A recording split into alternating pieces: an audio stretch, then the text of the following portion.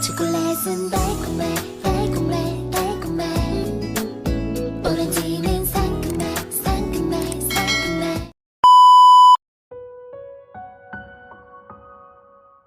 Kanina pa kami naglalakad pero parang walang hanggang kadiliman at kakahuyan ang tinatahak namin. Ni wala ngang nagsisidaanan ng mga sasakyan na pwede naming paghingian ng tulong. I was just walking beside him as close as possible. Alam niyo namang duwag ako sa multo na yan.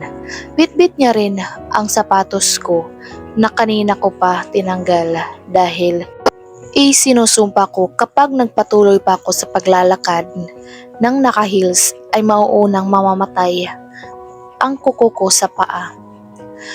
Wala pa bang signal? Tanong ko. Umiling lang siya at tumigil siya at humarap sa akin so I stopped too. Look, I guess we're just trying ourselves from walking. For how many kilometers now? Wala pa tayong nakikitang sign na malapit na tayo sa kung saan man. Tumawa ko na mapakla. Naguguluhan naman siyang nakatingin sa akin. Ikaw ang may alam kung saan mo ako dadalhin. Kanina pero ngayon hindi mo na alam? Are you making fun of me? Naiinis na tanong ko. Alam kong alam niya kung saan niya ako dadalhin. Dapat pero bakit parang may mali? Sa bahay ko dapat kita dadalhin pero it will take us more kilometers before we got there. Aren't you tired yet? I rolled my eyes. Of course, I am tired. Actually, kanina pa, pero dahil sa kagustuhan kong makauwi na dahil sa pag-alala ko kay Kiara, ay kailangan kong hindi tumigil sa paglalakad hanggang sa hingi kami ng tulong. Pero tama siya, we're both tired. Nakakapanghina nga ng nangyari ngayong gabi. Ang malas-malas ko ngayong gabi. So what are we gonna do now? I ask. Malalim na ang gabi at malamig ang simoy ng hangin. Niyakap ko na lang ang sarili ko. Damn, this gown. Sleeveless pa naman to. May mahabang hati hanggang sa ibabaw ng pagitan ng dibdib ko. At open sa likod. May slip pa. Nilalamig na ako ng bongga na hindi ko lang pinapahalata kanina pa. Pero ngayon, nasa sukdulan na at ang panglalamig ko. Next time, wear something decent. Tumaas ang kilay ko sa sinabi niya. Hindi mabukhang disente ang suot ko ngayon. Seryoso ba siya? Wasn't I drop dead gorgeous in this gown? Nanlabo na ba ang mata niya? Damn, stop Kiana. Anong pinag-iisip mo? Ibubuka ko sana ang bibig ko para magsalita pero naitikom ko na lang ulit ito nang ipinatong niya sa akin ang coat niya. I close my eyes. I miss his scent. Namiss ko ang mga mabangong amoy niya. He didn't change his perfume. This was my favorite na kahit nung naglilihi ako sa kambal ay hanap ko ang amoy na ito. I need both one dahil feeling ko makukunan ako kapag hindi ko maamoy ang amoy ni Zyron. Mabuti na lang at may ipon ako that time dahil nalagas ang isang buwang sahod ko sa kumpanyang mabili lang ang pabango niyang ganito ang presyo. Thanks, sabi ko. My coat is good to give you warm but inside, my arms would be the best choice, Cookie. Just tell me. Kumindat pa siya. Damn it. Hindi na ako sumugot at inirapan ko na lang ulit siya. Nagtaka naman ako nang nagsimula ito siyang maglakad. Akala ko ba magpapahinga na kami? Pagod na ako, huy. Akala ko ba? Naalala ko lang na may nadadaanan pala ako maliit na kubo dito. He said, Ano? We can stay there tonight. Ano? Ang sabi ko, may nakasunod sa iyong multo. Inis niyang sagot at tumalikod na sa akin. Napangiti na lang ako ng patago. Kahit papano, na-miss ko rin ang ganyang ugali niya. But again, tumakbo ako papalapit sa kanya. Alam ko namang nagbibiro siya sa multo na yan. Pero malay ko ba kung totoong sinabi niya dati na may third eye ang lalaking to. He's always like that, scaring me even before. Hindi sana ako maniniwala pero kapag multo na ay ibang usapan na yan. Yeah, I know. Alam kong ako ang pinakaduwag at nagpapaniwala sa mga multo na yan. Kasi naman hindi na kami nagsasalita pareho at ilang sandali lang na lakad papasok sa kakahuyan ay totoo ngang may kubo. Pero ang weird lang, yung kubo ay may mga lanterns at Christmas lights na nagpapalibot dito. Pumasok kami at halata namang walang tao. Pero may puting mga kortina, isang bamboo set at kamang gawa rin sa kawayan. May unan at kumot, parang ang kubo na ito ay may ine-expect na may babaeng nasa bingit ng kamatayan at may lalaking dumating para iligtas siya. Ngunit huli nang ma-realize ng lalaki na nabaril ang gulong ng sasakyan niya. Kaya sila naglakad sa gitna ng kadiliman hanggang sa mapadpad sila sa kubong naalala ng lalaki. Wow! But at the same time, weird. May kinalaman kaya si Zyron dito? Ang lahat ng mga nangyari ay plinano niya masolo niya ako? Nag-init ang mukha mo. Shit. Kung ano-ano na naman ang pinag-iisip ko. Ayoko mag-assume, pero kung totoong plinano niya ito, I won't bite it. Mahirap na. Weird. Sabihin mo na kung may kinalaman ka dito, Zyron. Seryoso kong sabi. Napahawak na lang siya sa baba niya. I just wanna talk to you. Napabuga ako ng hangin. Pinilit kong pakalmahin ang sarili ko. Tama ako. Plinano niya ito. Kasama din ba sa plano niya ang pagpatay kuno sa akin? Fuck you. I shouted at him. I'd love that. Sagot niya pero hindi ko pinansin ang sinabi niya. May gana pa siyang magbiro habang ako'y gustong gusto ko na siyang sakalin dahil sa katarantaduhan niya. Muntik na akong mamatay sa sobrang kaba at takot dahil sa nangyayari, tapos sasabihin mo sa akin na ginawa mo lahat ng iyon, na plinano mo lahat ng iyon dahil gusto mo akong makausap? I hate you! Napaupo lang ako sa upuang kawayan. Pinakaban niya ako ng sobra-sobra. Wala akong nagawa ng sunod-sunod na nagpatulo ng luha ko. Pinaglalaroan niya pa rin ako hanggang ngayon. Hindi ba siya napapagod? Kasi ako sobrang pagod na. Gaguhin ba naman ng paulit-ulit Lumapit siya sa akin pero napatigil sa harap ko nang sigawan ko ulit siyang huwag siyang lalapit sa akin. Hear me out first, Cookie. Please. Napakalaki mong gago. I really planned the part na makipag-usap tayo rito pero hindi kasama ang plano na pagtangka ang dukutin ka kanina, okay? Wala sa plano yun. I won't never do that to you. Pinunasan ko ang luha ko at tumayo. Sa tingin mo, maniniwala pa ako sa'yo? Naglakad ako papalayo sa kanya habang hawak ko ang noo ko. Humarap ulit ako sa kanya. Now, call your man at sasabihin mo nga sunduin ako. Seryoso kong sabi. Umiling siya. Wala pa ring signal. Bullshit, Zyron. Hindi mo ba ako naiintindihan? Kailangan ko ng umuwi. Kailangan ako ng anak ko. Wala akong oras para sa mga laro mo, okay? Ano pa bang pag-uusapan? Kinalimutan mo na ba ang sinabi mo back when we have talked outside the bar? Ang sabi mo, hindi mo na ako guguluhin. Then, what the fuck are you doing now? Sumeryoso ang mukha niyang nag-igting din ang panga. Dahil hindi ako matatamhimik hanggat hindi ako nalilinawan kaya na. This is all I can do para makausap ka lang dahil pinagtatagwan mo ko. Do you think hindi ko nahahalata yun? Iniiwasan mo ko.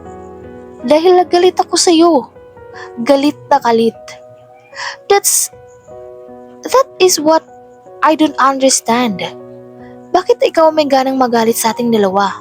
When I should be the one to act like that. Yes, galit ako pero bakit mas galit ka? Dahil gago ka. Tumawa siya ng mapakla. He ran his fingers through his hair.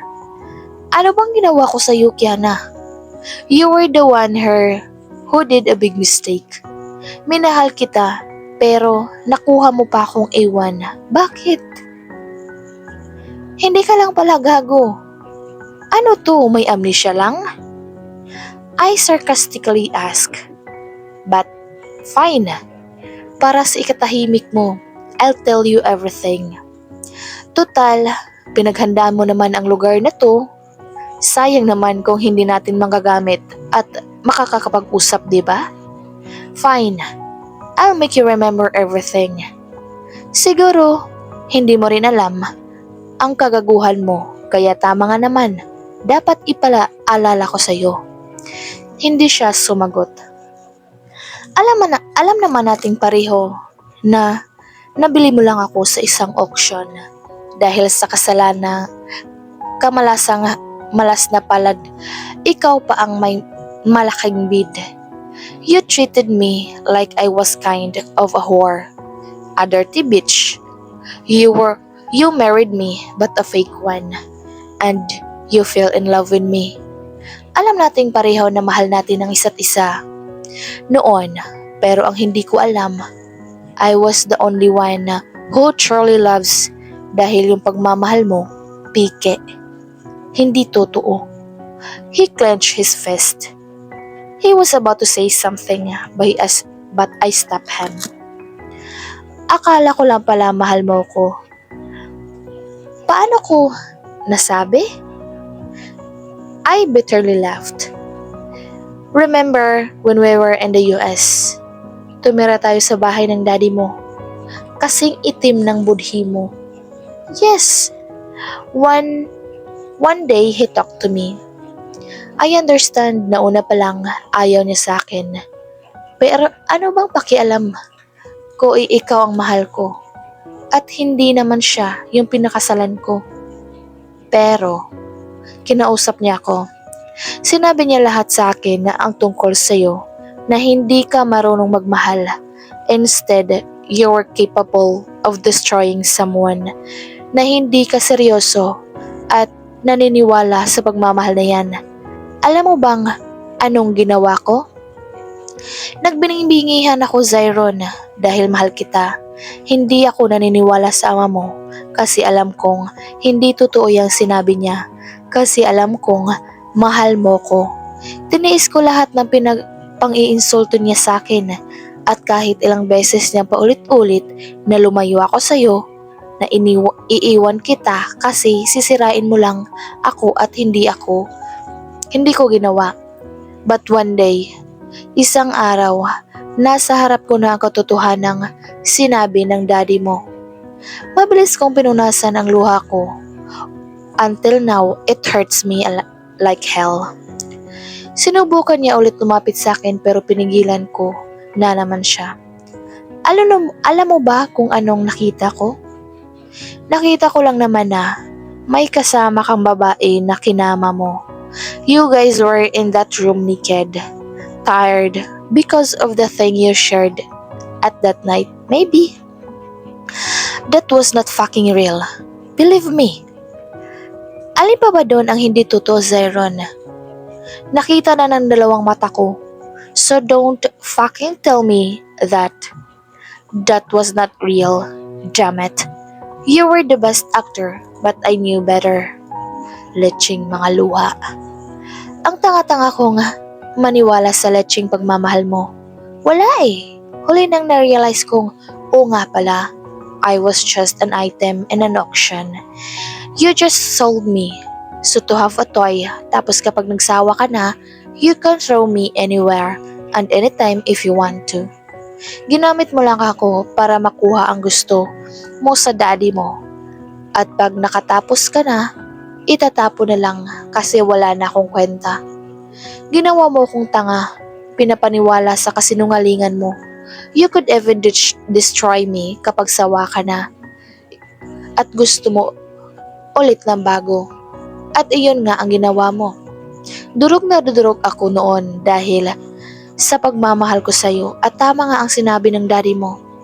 Sa wawasakin mo lang ako. Napaupo na lang ako sa kamang gawa sa kawayan. Nanghina bigla ang mga tuhod ko. That night, I talked to your father. I told him that he was right. He said, finally, natauhan din ako. I wanna say thanks to him pero hindi ko ginawa dahil hindi niya naman deserve yon. He helped me to fly back in the Philippines. I don't need any explanation from you kaya hindi ko hinintay na makita ka dahil nasusuka ako sa ginawa mo. Wala naman talaga akong karapatang magdrama kasi peke naman ang lahat, di ba? But the love I have for you was the only one thing that is real. Kaya ako sobrang nasaktan at iniwan ka. Afraid that you'll destroy the toy you both more than you already did. Tumayo ako nang may naalala pa ko. Oo nga pala, siguro kaya mo nasabing pera lang ang habol ko sa'yo when we saw each other in Paris. Dahil doon sa binigay ng tatay mong malaking halaga? Yes, that was a big amount of money enough for me to live the life I want for how many years. Pero gaya ng paulit-ulit kong sinabi sa daddy mo, hindi ko kailangan ng pera o kahit na anong kayamanan nyo. I did get the check but tore it into pieces after. Wala akong kinuha ni kahit na singko sa inyo. Pinagmasdan ko ang lalaking mahal ko. Was he sad? Mad? Nagsisisi ba siya? Ano bang klaseng expression ang nakapaskil sa mukha niya? Now, we had a closure. Ito ang sinasabi ko ni Carlo na mag-usap kami. Nangyari na pero hindi ko kayang pakinggan pa ang anumang sasabihin niya. Nangyari na ang nangyari. Wala nang magagawa ang explanation na meron siya. Sa lahat ng ginawa niya, hindi ko alam kung maniniwala pa ako. Malay ko ba kung nagsasabi pa siya ng totoo? Ayoko nang pakinggan na ang kahit na anong galing sa kanya. Now you have it. Kaya siguro ngayon alam mo na kung bakit galit na galit ako sa'yo. Huwag na huwag mong sasabihin na iniwanan lang kita ng basta-basta o dahil sa pera. You had no idea how I really wanted to stay with you. Hindi kita patatawarin pero ayaw ko nang magpakatanga ng sobra at natatakot ako nga masirain mo pa ako. So I saved myself from you. You're the worst and you're the man I really hate the most. Pero bakit parang ang hirap makisama ng puso ko? Sinasabi lang ba ng bibig ko na hate ko siya but my heart says otherwise? Nasasaktan din ako sa mga sinasabi ko ngayon. Nasasaktan ako para sa kanya pero he needs to hear all of this. I'm sorry. Hindi na ako nakakontra pa when he hugged me tight. Doon na lang ulit bumuhos ang luha ko. Why are you making me this situation hard? Gusto na kitang palayain. Simula sa gabing ito, mag-move on ako. Susubukan kong itigil na tong nararamdaman ko. Tapos na tayo. You don't love me. Okay? I'll accept that. Sana gano'n na lang kadali ang lahat para patawarin kita. Though, ang sabi nila, mapapatawad at mapapatawad mo ang taong mahal mo. Oo siguro pero hindi pa ngayon. Humiwalay siya sa yakap. Hinawakan niya ako sa magkabilang braso. You should have trusted me, Kiana. Para saan? If you really love me, dapat pinagkatiwalaan mo ko. Zyron, gustong gusto ko, kaso yung nakita ko ng dalawang mata ko, sa tingin mo ganun kadali yun?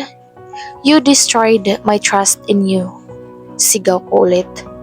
Then you don't love me enough. You're being unreasonable, Zyron. Tell me now, Biglang bumilis ang tibok ng puso ko. Napayuko na lang ako. Look at me, Kiana. I look at him. Alam kong hindi ka na maniniwala sa lahat ng sasabihin ko sa'yo.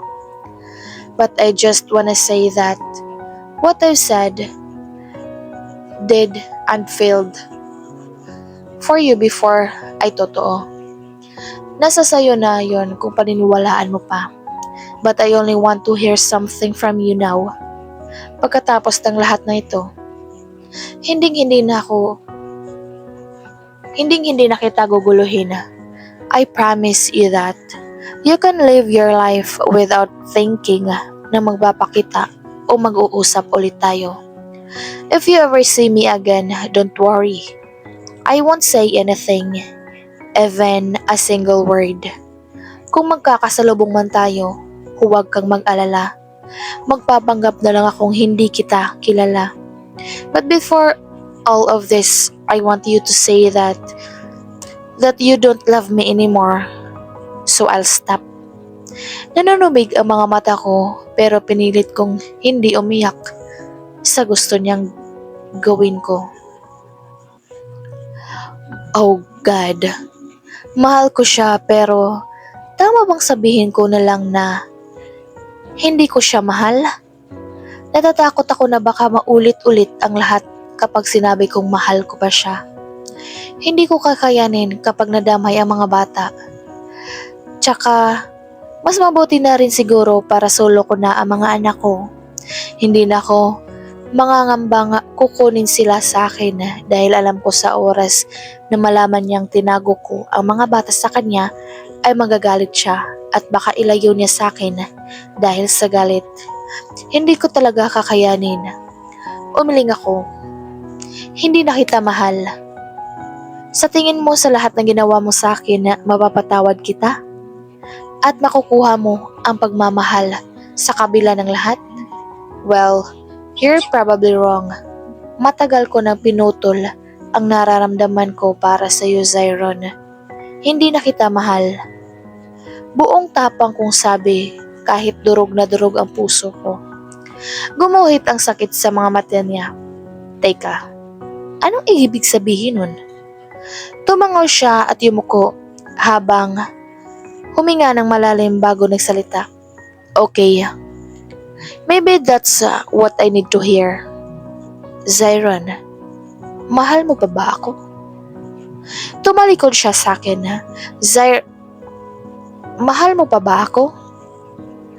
Maghanap lang ako ng signal. You stay here. I'm just around. Sabi niya bago siya lumabas ng kubo. Damn it. Possible kayang mahal niya pa ako? O ako lang naman tung umaasa pa? Humagulgol na lang ako. Mas masakit pa to sa paa kong masakit. Mahal na mahal ko siya pero kailangang sabihin yun. Patawarin mo ako, Zyron. I love you. I love you so much. It hurts.